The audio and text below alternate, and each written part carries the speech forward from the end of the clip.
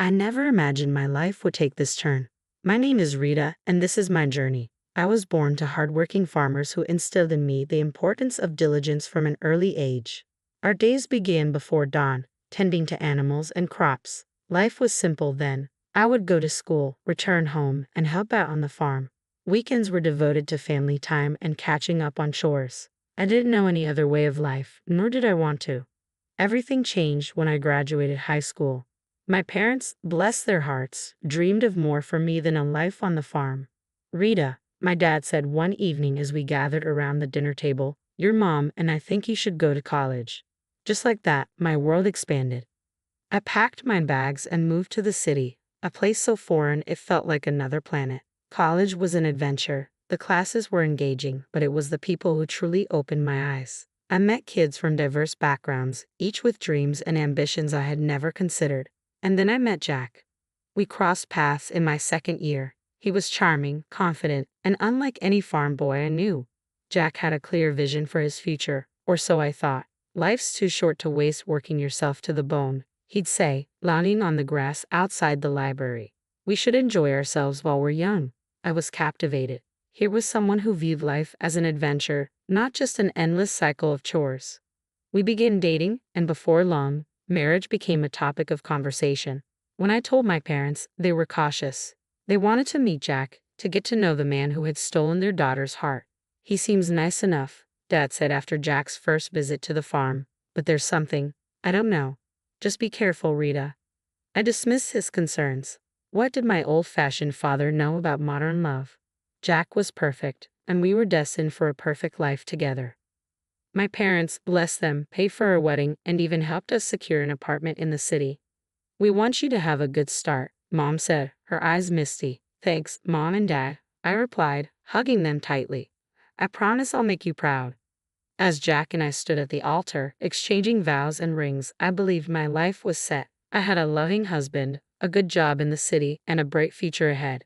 The first couple of years of our marriage seemed fine, at least that's what I thought. Both of us were working, and we had settled into a comfortable routine. However, looking back, I can now see the cracks that were beginning to form. "Do we really have to visit your parents' farm this weekend?" Jack would complain every time I suggested it. "It smells like manure, and your dad always wants me to help with something." I would sigh and try to reason with him. "They're my family, Jack. They've done so much for us." "Fine," he would grumble, "but I'm not shoveling any cow crap." I brushed it off as typical city boy squeamishness. After all, I had grown up with those smells and chores. But now, I wonder if I should have seen it as a red flag. 2 years into our marriage, I was beginning to realize that things were not as perfect as I had thought. When I found out I was pregnant, I was over the moon. My parents were ecstatic. "A grandchild," Mom squealed over the phone. "Oh, Rita, we're so happy for you." But Jack's reaction was far less enthusiastic. "A kid already? I guess that's okay," he said, his tone flat. I chalked it up to nerves, hoping he would warm up to the idea of being a father. My parents, bless their hearts, continued to support us wholeheartedly. They bought us a car and paid for vacations. I was grateful for their generosity, but Jack seemed to take it for granted. "Of course they're helping us," he'd say. "That's what parents do." When our son Tommy was born, my heart swelled with love all over again. But Jack struggled. "Can't you keep that kid quiet?" he complained when Tommy cried at night. "Some of us have to work in the morning." I bit my tongue, reminding myself that we were both adjusting to parenthood. Life went on, and we visited the farm when we could. However, Jack's reluctance grew with each trip. "Your dad wants me to help fix the tractor again," he'd grouse. "I'm not a mechanic, for Christ's sake." I would watch my dad and Jack working together, both stained and sweaty. Dad would patiently explain each step while Jack grimaced and fumbled with the tools.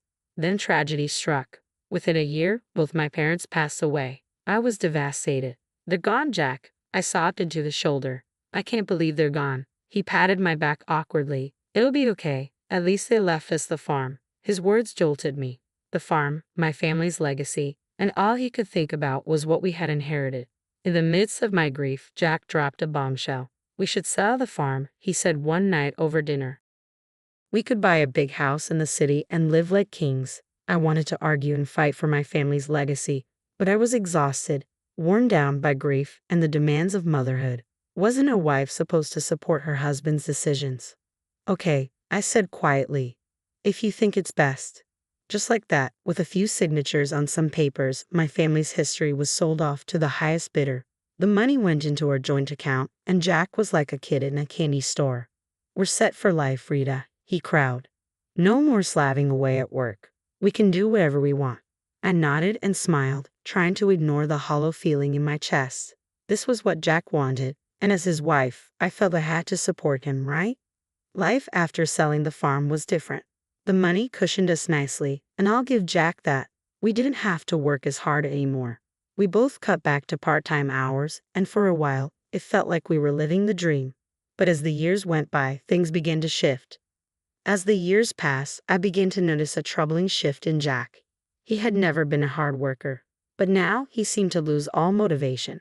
He quit jobs at the drop of a hat, always with some excuse ready. That boss was a jerk, he'd say. They expected too much. I'm not a slave, you know. I tried to reason with him. Jack, we can't live off the farm money forever. We need to think about our future. He would wave me off, saying, Relax, Rita. We're set for life. Why work ourselves to death? Meanwhile, our son Tommy was growing up quickly. He graduated high school, then college, and before I knew it, he was working and living on his own. I was proud of him, but I miss having him around. One day, while flipping through the newspaper, a familiar name caught my eye. It was an article about a successful concrete production plant owned by Jack's Uncle Robert. Jack, I called out. Did you see this article about your Uncle Robert? His face darkened. I don't want to hear about that old tyrant, he snapped. I knew the story, at least Jack's version of it. His parents had died when he was young, leaving him in the care of his uncle. Jack had always told me how Robert had been overbearing and controlling, trying to force him into the family business. He never listened to what I wanted, Jack had said years ago. It was always about what he thought was best. So I left and started my own life. Looking at Jack now, lounging in his robe at 2 in the afternoon, I couldn't help but wonder if there was more to the story. Maybe it's time to make peace, I suggested gently. It's been years, Jack. People change. Jack's reaction was explosive. Make peace with that control freak. No way in hell, Rita. Drop it. I let the conversation go, but it left me unsettled. There was so much anger and resentment in him. I began to wonder what else Jack was carrying around. What other parts of himself he was hiding. That quiet Sunday afternoon, I overheard Jack on the phone. His voice was curt, dismissive. I'm not interested in his life, and it doesn't concern me, he said sharply before hanging up. My curiosity got the better of me. Who was that, honey? His face was a mask of indifference. Hospital. My uncle's sick. If he kicks the bucket, at least I'll finally get something out of him. I stared at him, shocked. Jack, that's a terrible thing to say. He raised you. Yeah, and made my life hell, he snapped. I'm not going to see him. End of story. Watching Jack settle back into his armchair with the remote in hand, something inside me snapped. This wasn't the man I married. This wasn't the person I thought I knew. Without a word to Jack, I went to her bedroom and called Tommy. Hey, sweetie, I said when he picked up. How would you feel about meeting your great uncle? Tommy was surprised but agreed readily. An hour later, we were walking into the hospital, my heart pounding. The ICU was a maze of beeping machines and hushed voices. There, in a bed surrounded by monitors, lay Jack's Uncle Robert. He looked small and frail, nothing like the tyrannical figure Jack had described. When we entered and introduced ourselves, his eyes filled with tears. Rita, Tommy, he said, his voice weak but warm. Oh, I've wanted to meet you for so long. Over the next hour, Robert shared his side of the story, how he had taken Jack in after his parents died and raised him as his own. I love that boy, Robert said, his voice cracking. I had always wanted Jack to have everything, a chance to carry on the family business, to build a good life. But it seemed Jack had other plans. He claimed he didn't want the responsibility. I don't want to work hard like you do, staying up nights worrying about the business, he said. As Robert spoke, a sinking feeling settled in my stomach. His words painted a picture I recognized all too well. Jack demanded that I sell the business, shaking his head. He wanted me to set him up with a monthly allowance, an apartment, and a car. He said I owed him a carefree life. I glanced at Tommy and saw my own shock reflected in his eyes. That's not how life works, I told Jack firmly. Robert continued, insisting that money needed to be earned. I pleaded with Jack to stay and learn the business, but he grew angry, proclaiming he'd find a rich wife and never have to work a day in his life.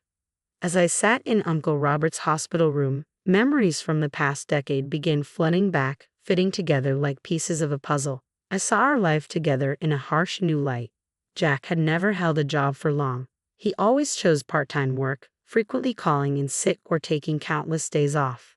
I had attributed it to stress, to him being a free spirit. But now I saw the truth. Life is for pleasure, Rita, he'd always say. Why kill ourselves working? My stomach churned as the realization hit me. Jack hadn't married me for love. He had married me for my family's money, for the comfortable life he thought I could provide. I was just a means to an end. The rich bride he promised his uncle he'd find. Tears welled in my eyes as the weight of this truth settled over me. Our entire life together, our marriage, our family, had been built on a lie. Uncle Robert's voice pulled me from my thoughts. I'm so sorry, he said weakly. I won't be able to leave anything to you or Tommy. I wanted to. It's okay, I replied, squeezing his hand. We don't need anything. I had plans, Robert continued, growing agitated. A new project. It would have changed everything. But I ran out of time. Suddenly, his face contorted in pain, and the machines around him began to beep urgently. You need to leave, a nurse said, rushing in. A few days later, the call came. Uncle Robert had passed away. When I told Jack, his reaction made my blood run cold. Finally, he exclaimed, a grin spreading across his face. Took that old bastard long enough. I stared at him in disgust. Jack, he was your uncle. He raised you. Jack waved me off dismissively. Yeah, so when's the funeral? Do we have to go to that? In the end, Jack didn't attend.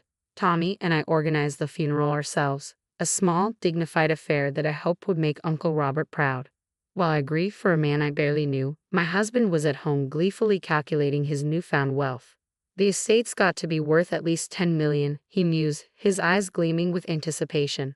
I overheard Jack on the phone when I got home, exclaiming, can you believe it? I'm rich. I watched him strut around our house, boasting about his inheritance, and felt nothing but revulsion. This wasn't the man I thought I married. This was a stranger wearing my husband's face. Then things took a turn for the worse. You know, Rita, Jack said one evening, his eyes icy, you're getting kind of old for me. I think I'm ready for an upgrade. I couldn't believe my ears. Excuse me. He shrugged, not even bothering to hide his indifference. You heard me. I'm rich now. I can do better. Over the next few weeks, Jack's behavior grew increasingly erratic. He'd stay out late, stumbling home in the early hours, reeking of booze and perfume. More than once, I spotted lipstick stains on his collar. Each time I confronted him, he brushed me off, sneering, mind your own business. You should be grateful I come home and all. One night, as I lay awake, listening to Jack stumble in at 3:00 a.m., I realized something had to change. I couldn't continue living like this. I deserved better.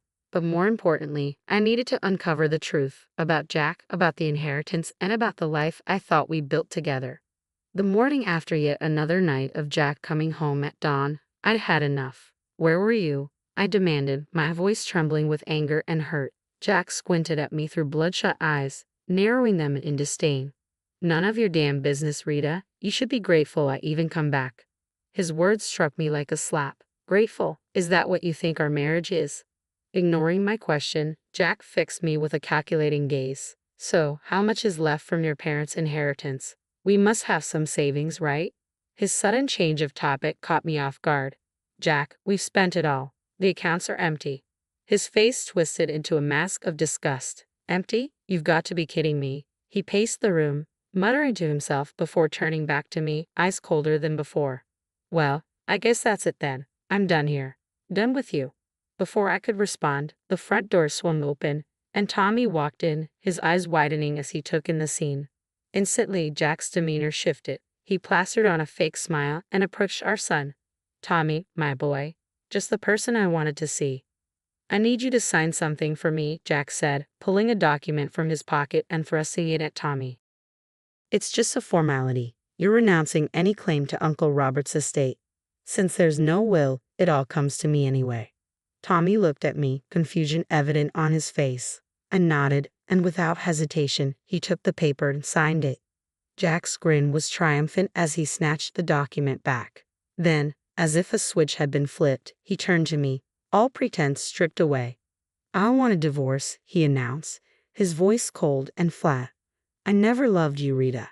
I just tolerated you for your parents' money. But now I'm rich. I don't need you anymore." His words struck me like physical blows, even though I had suspected it. Hearing it laid out so brutally felt like a gut punch. "I'm moving to Uncle Robert's house," Jack continued, already pulling out a suitcase. "Don't try to contact me. It's over." And just like that, he was gone. 30 years of marriage packed away in a suitcase as he walked out the door. I stood there, frozen, trying to process what had just happened. It felt surreal, like a nightmare I couldn't wake up from. "Mom," Tommy's voice was soft and concerned. "Are you okay?" I turned to my son, my rock, and felt the dam break. Tears streamed down my face as Tommy wrapped his arms around me. "It's okay, Mom," he murmured, holding me tight. "We'll get through this. You're strong. You'll be okay." As I clung to my son, sobbing into the shoulder, a small part of me marveled at the man he had become. Kind, compassionate, everything his father was not. "You're the best thing he ever did," I whispered to Tommy. "The only good thing to come out of this marriage." Tommy squeezed me tighter, and in that moment, I knew that no matter what happened next, I wasn't alone. I had my son, and together we would face whatever came our way. The weeks following Jack's departure were a blur of pain and disbelief. I tried to keep my head held high and focus on moving forward, but it wasn't easy, especially when Jack seemed determined to flaunt his new life in my face. It started with the Facebook posts, pictures of Uncle Robert's mansion. Now Jack's new home flooded his timeline. I tried to ignore it and concentrate on healing, but then the photos changed. A young woman began appearing in them, blonde and beautiful, barely older than our son. In one photo, Jack had his arm around her, both of them grinning at the camera. The caption made my stomach churn. "Meet my fiancé, Candy. Upgrade complete." The calls started almost immediately. Friends, acquaintances, even Tommy's old school teachers. Everyone asking questions I couldn't and didn't want to answer. "Rita dear, is everything okay? We saw Jack's posts. What's going on? Are you and Jack really?" I couldn't take it anymore. The humiliation, the constant reminders of Jack's betrayal were too much. So I did something I never thought I would. I called Jack and asked to meet. After consulting with a lawyer, the day of the meeting finally arrived. I waited at our old favorite cafe, divorce papers in hand. Jack swaggered in, candy on his arm. She couldn't have been more than 25, her face caked in makeup, giggling at something Jack whispered in her ear. Well, Jack smirked, pulling out a chair for her. "If it isn't the old ball and chain, Candy, honey, meet Rita, the starter wife." Candy shot me a pitying look that ignited a fire in my chest, but I kept my cool. "I have the divorce papers here," I said, sliding them across the table. "I'm not asking for much, just the house. You can keep everything else." To my surprise, he picked up the pen without argument. "Fine. Have your little house. I've got bigger and better things now." He scrawled his signature across the documents, then turned to Candy, his voice dripping with insincerity. "Now I can finally be with someone I truly love, someone worthy of me." I gathered the papers, my hands trembling slightly as I walked out of the cafe. Behind me, I heard Jack's mocking laughter, but I didn't look back. I had what I came for. The next day, I filed for divorce. As I handed the papers to the court clerk, I felt a weight lift off my shoulders. For the first time in months, I could breathe again. Life has a funny way of serving up justice when you least expect it. For me, it came in the form of a headline splashed across the local newspaper. "Local business tycoon's empire crumbles. Nephew left with massive debt." It turned out Uncle Robert had taken out a huge loan just before his death, hoping to expand the business. He'd mentioned something about a new project during our hospital visit, but Tommy and I hadn't grasped the implications at the time. Now it all made sense. I watched from a distance as Jack's new life unraveled around him. He sold the factory, the mansion, the cars, everything, and still owed nearly $1 million. The cherry on top, Candy packed her bags and left the moment she realized Jack wasn't the wealthy catch she thought he was. I'd be lying if I said I didn't feel a twinge of satisfaction. Karma, it seemed, had finally caught up with Jack. Then one rainy evening, there was a knock at my door. I opened it to find Jack standing there, looking nothing like the smug, wealthy man who had walked out on me months ago. He was disheveled, his eyes red-rimmed and desperate. Rita, he said, his voice cracking. I've been such a fool. I see that now. Please, can we talk?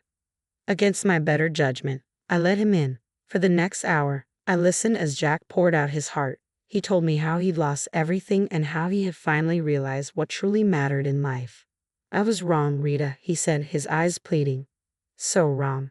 But I see now that you were the only one who ever truly cared for me. The only one I've ever really loved. Then, to my utter disbelief, Jack got down on one knee and produced a small velvet box. Rita, please give me another chance. Marry me again. Together we can overcome anything. For a moment, I was speechless. Then I did something that surprised even me. I laughed. It started as a small chuckle and grew into full-blown laughter, tears streaming down my face.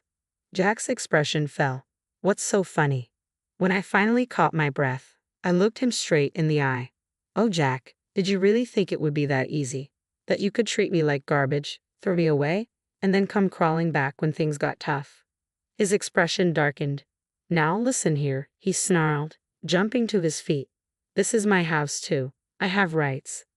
I calmly walked to the drawer where I kept our divorce papers, pulling them out and showing him his own signature. No, Jack, you don't. You signed away any claim to this house. It's mine now. Get out, or I'll call the cops. For a moment, I thought he might argue further, but something in my expression must have told him I meant business. Without another word, he turned and stormed out, slamming the door behind him. As soon as he was gone, I called Tommy and told him everything. My wonderful son was supportive as always. You did the right thing, Mom, he said. I'm proud of you. Those words meant more to me than he could ever know. In the weeks that followed, I made some big decisions. The house, with all its memories, both good and bad, felt too big for just me, so I sold it and used the money to buy a cozy apartment in a vibrant neighborhood I'd always loved. At 60, I'm finding that life is just beginning. I've started traveling, visiting all the places Jack always promised we would, but never did. I've taken up painting, joined a book club, and even tried my hand at salsa dancing. Every now and then, I catch a glimpse of Jack around town. He looks older now, worn down by his mistakes and misfortunes. Life didn't turn out the way I expected, but you know what? I wouldn't have it any other way. Because now, for the first time in a long time, I'm truly completely happy, just me.